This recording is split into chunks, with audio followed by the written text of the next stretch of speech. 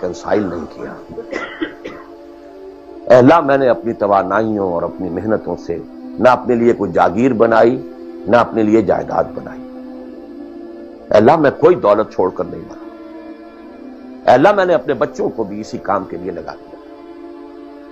میں نے ان کی دنیا سے بڑھ کر ان کی عاقبت کی فکر کی ہے۔ نہیں کر سکا، آگے کچھ نہیں ہو سکا تو میں بے بس ہوں۔ میں ایک ایسے ماحول میں رہ رہا ہوں جس میں اللہ کا دین غالب نہیں ہے۔ میں نماز پڑھ رہا ہوں، روزہ رکھ رہا ہوں، میں شراب نہیں پیتا، میں سور نہیں کھاتا۔ چلو میں نے اپنا اکاؤنٹ جو ہے بینک میں جو ہے کرنٹ اکاؤنٹ رکھا ہوا ہے، میں نے کوئی سود نہیں لیا، نہ سود لینا چاہتا ہوں۔ کیا کروں؟ اکیلا چنا پہاڑ کو تو نہیں پھوڑ سکتا، پورا نظام تو میرے بدلنے سے نہیں بدل جائے گا۔ تو میں تو رہا پھر 40%، 50%، 60%، 70% کافر کا کافر۔ وسط مخرج بڑی پیاری حدیث ہے وہ جس میں یہ الفاظ آتے ہیں، حضور نے فرمایا انہا ستکون فتنۃ، ایک وقت آئے گا تو بڑا فتنہ ہوگا۔ حضرت علی فرماتے میں نے فوراً عرض کیا مل مخرج منہا یا رسول اللہ، اے اللہ کے رسول یہ بتائیے اس سے نکلنے کا راستہ کون سا ہوگا؟ یہ نہیں پوچھا کیا فتنہ ہوگا، کیوں ہوگا، کب ہوگا، کیسے ہوگا، کدھر سے آئے گا، کچھ نہیں، نکلنے کا راستہ بتائیے۔ بلکہ ایک اور روایت اس حدیث کی اس سے بھی زیادہ پیاری ہے کہ اصل میں حضرت جبرائیل نے کہا حضور سے یا محمد امتک بعدک، اے محمد صلی اللہ علیہ وسلم کبھی سوچا ہے تمہارے بعد تمہاری امت کا کیا بنے گا؟ تو حضور پلٹ کر سوال کرتے ہیں مل مخرج منہا یا جبرائیل، تو بہت بڑا پرابلم تم نے اے جبرائیل میرے سامنے رکھا ہے، تو اب آپ ہی بتائیں اس سے نکلنے کا راستہ کیا؟ قال کتاب اللہ، وہ پوری حدیث پھر وہی ہے، کتاب اللہ فیہ خبر ما قبلکم ونبأ ما بعدکم وحکم ما بینکم وہو ذکر الحکیم وہو الصراط المستقیم وہو حبل اللہ المتین۔ اس کا مخرج کیا یہ ہے اصل میں میرے اور اگر تو یہ بات سمجھ میں آ گئی،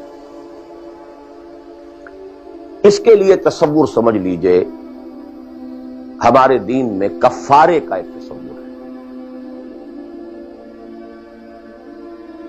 آپ نے روزہ توڑ دیا، وہ تو ٹوٹ گیا، کیا کروں، جڑ تو نہیں سکتا۔ کب اشکوں سے جڑ سکتا ہے، جو ٹوٹ گیا سو ٹوٹ گیا۔ موتی ہو کہ شیشہ جام کے بل، جو ٹوٹ گیا سو ٹوٹ گیا۔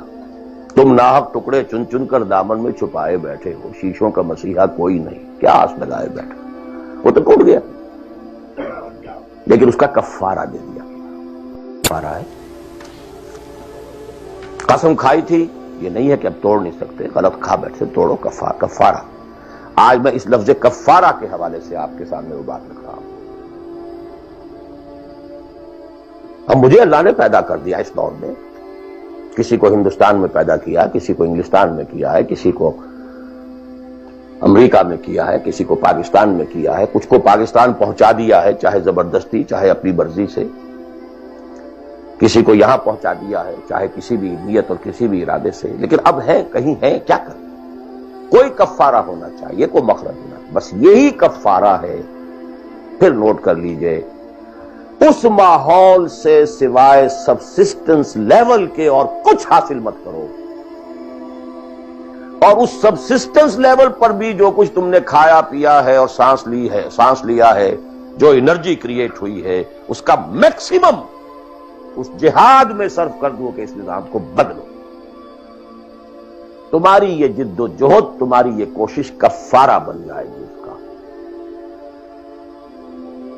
معذرۃ الی ربکم، معذرت پیش کر سکو گے اللہ کے۔ اے اللہ میں نے اس نظام کے ساتھ ریکنسائل نہیں کیا، اے اللہ میں نے اپنی توانائیوں اور اپنی محنتوں سے نہ اپنے لیے کوئی جاگیر بنائی نہ اپنے لیے جائیداد بنائی۔ اے اللہ میں کوئی دولت چھوڑ کر نہیں مرا۔ اے اللہ میں نے اپنے بچوں کو بھی اسی کام کے لیے لگا دیا۔ میں نے ان کی دنیا سے بڑھ کر ان کی عاقبت کی فکر کی ہے۔ نہیں کر سکا، آگے کچھ نہیں ہو سکا تو میں بے بس ہوں۔ حضرت نوح بھی تو بے بس تھے، کیا کر گئے؟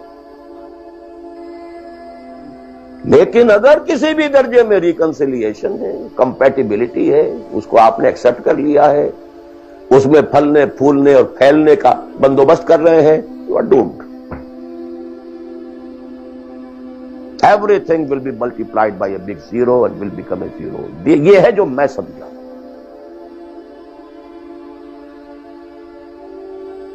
اس کا نام ہے جہاد. کانسٹنٹ فرکشن، کانسٹنٹ اسٹرگل، جان مال. ان صلاتی و نسکی و محیای و مماتی للہ رب العالمین.